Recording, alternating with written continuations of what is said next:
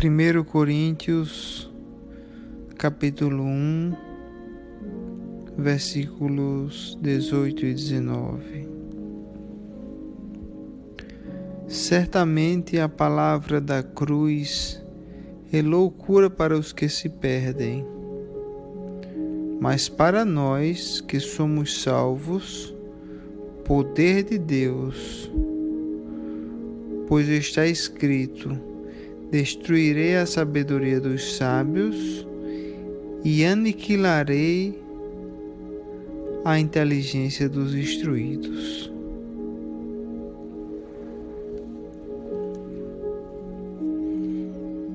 Paulo aqui revela para nós, em sua carta direcionada à igreja de Corinto,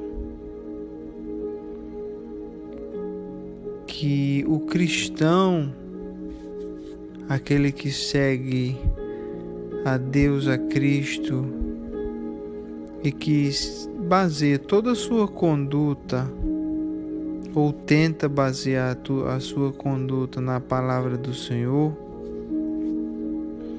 é vista pelo mundo como um louco.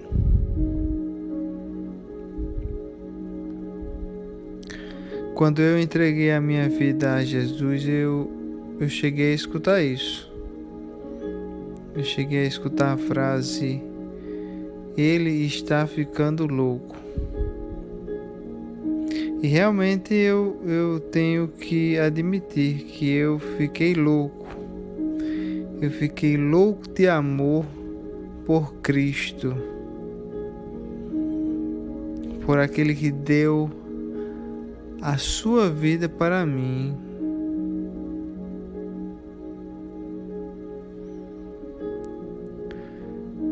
O mundo de hoje, ele tá de cabeça para baixo. A gente vê tantas coisas na televisão, a nossa juventude se perdendo por influência da mídia, por influência de uma falta de instrução espiritual em casa.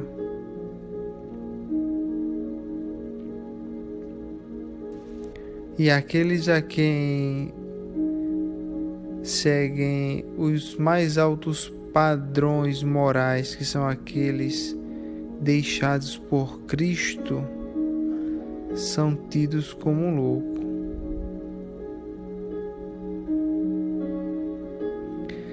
A palavra do Senhor diz pra gente que a palavra da cruz é loucura para os que se perdem. As pessoas às vezes veem Cristo, as pessoas que ainda não o encontraram, veem a história de Cristo como sendo uma história fictícia, uma história criada. Algumas pessoas até duvidam da existência de Cristo.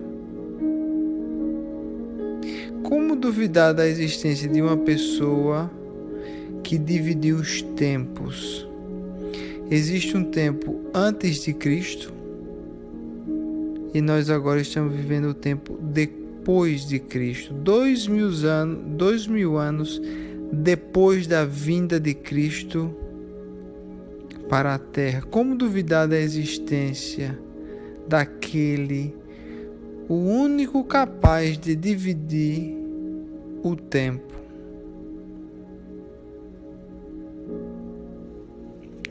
A palavra do Senhor completa que para nós, os cristãos, aqueles que colocam a fé e a confiança em Cristo, em Deus, o nosso Salvador, a palavra da cruz é poder de Deus. A cruz é o maior símbolo de amor que já existiu na face da terra. Por que Jesus tinha que morrer para que a gente fosse salvo? No Antigo Testamento a gente vê que o Senhor Deus, ele instruiu o seu povo a sacrificar um animal, geralmente um animal de 1 ano, um animal sem nenhum defeito, para cobrir o pecado daquele povo. Toda vez que uma pessoa cometia um pecado, ela deveria apresentar ao sacerdote um animal macho de 1 ano de idade, geralmente um cordeiro. Deus instruiu o seu povo a fazer isso para mostrar ao seu povo que o pecado ele se punia com a morte, ou ele se cobria com a morte. E aí você me pergunta, mas qual é a culpa daquele cordeirinho de 1 ano? Foi que esse cordeirinho de 1 ano de idade fez para merecer a morte? Não seria injusto da parte de Deus pedir para matar um animal indefeso, um animal que não teve pecado nenhum? O homem vai e comete um pecado e quem sofre é o animal. É exatamente isso, meu irmão, a mensagem. É isso que Jesus quer te mostrar. O pecado que o homem comete no dia de hoje, ontem e amanhã, ele deve ser retirado do mundo, ele deve ser retirada a culpa do pecador através da morte. Aquele cordeiro que era sacrificado no Antigo Testamento, ele era sacrificado como um sacrifício para substituir a vida do pecador. Então, quando o cordeiro ele era morto e o seu sangue era derramado, o sangue derramado do cordeiro inocente substituía o sangue que deveria ser derramado do pecador. E aí o pecador estaria livre de culpa, porque o seu pecado já foi punido com a morte. O problema do Antigo Testamento é que aquele sacrifício era um sacrifício temporário.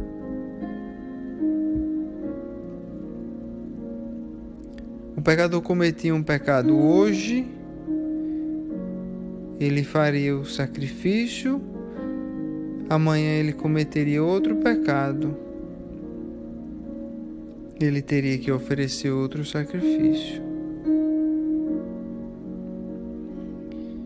Depois da vinda de Cristo, isso mudou. Porque Cristo veio como o Cordeiro de Deus, aquele que tira o pecado do mundo. Você entendeu? Cristo nunca pecou.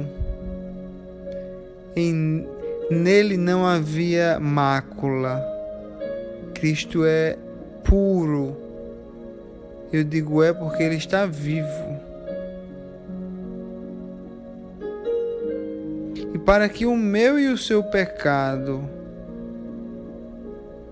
fosse quebrado de nós, para que nós pudéssemos livrar do nosso pecado, alguém tinha que morrer.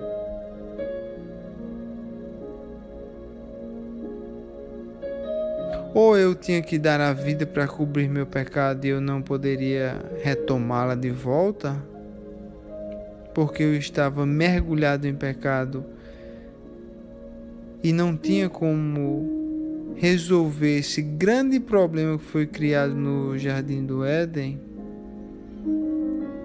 Ou eu poderia aceitar a morte de alguém para substituir o meu pecado.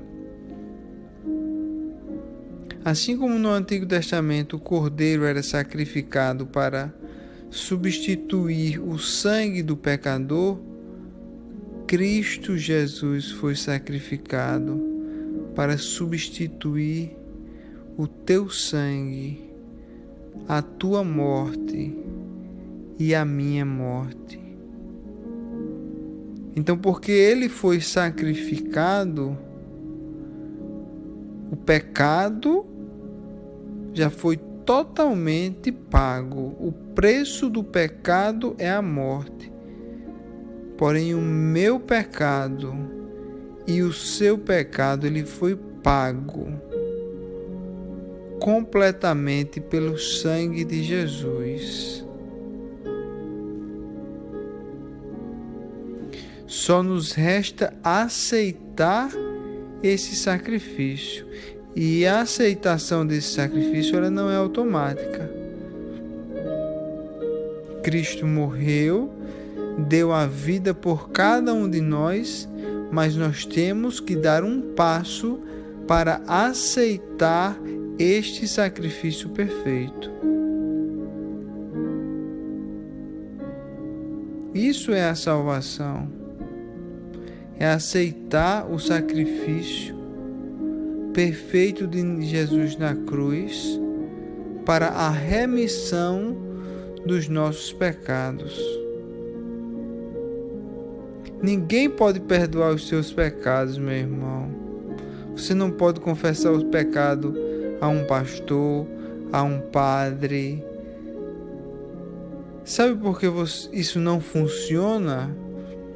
Porque um pastor e um padre, ele não deu a vida por ti.